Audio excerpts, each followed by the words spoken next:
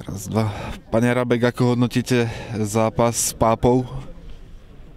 Tak po tom kondičnom sústredení naozaj na výbornom ihrisku, výborných prírodných podmienkách. Dneska nás prekvapila doraná arktická zima, ale tak si myslím, že ten zápas bol veľmi dobrý, vynikajúci. Ja musím pochváliť všetkých chlapcov za veľmi dobrý výkon v tých ťažkých podmienkach. Ako ste spokojní celkovo so sústredením? Myslím, že áno, chvála Bohu sa nám vyhýbali zranenia, až teda na Bánoviča a Habanka, ktorí sa na začiatku zranili, ale ostatní absolvovali všetky dávky. Dneska pred zápasom akorát Jani Vlasko a Miki mali dosť veľké nádchy, tak sme ich v tom arktickom vzduchu radšej nechali oddychovať. Ale ešte raz hovorím, tá prvá partia aj druhá hrali veľmi dobre to, čo od nich chceme, že tie návyky a jednoznačne sme ten zápas mali vyhrať, aj keď teda remizu musíme brať, ale tých ja neviem, tie ďalšie 4-5 čistých šancí sme mohli využiť. Takže z toho pohľadu spokojnosť.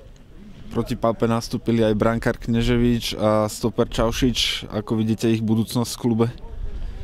Myslím, že Kneževič je na spadnutie, tam ukazuje vysoký kredit a Čaušič ešte uvidíme na budúci týždeň, pretože je to zaujímavý futbalista, ale si ja predstavujem tam stopera aj iné výšky, aj iné kvality, takže tam asi ešte budeme hľadať. V juniorke skúšajú Afričana Kajembeho. Ako sa vám pozdával v tom prípravnom zápase s juniormi? Veľmi šikovný, zaujímavý chlapec. Myslím, že ho zoberiem hneď do prípravy od pondelka k nám. Neviem, len tam mal nejaké drobné zranenie, ale určite upútal v tom zápase.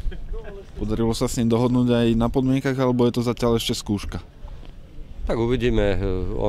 Tieto chlapci z Afriky sú není za nejaké, myslím, že veľké podmienky. Takže uvidíme, čo povie jeho manažer, ale je každopádne zaujímavý a urobíme všetko preto, aby tu zostal. Ako bude teraz pokračovať príprava?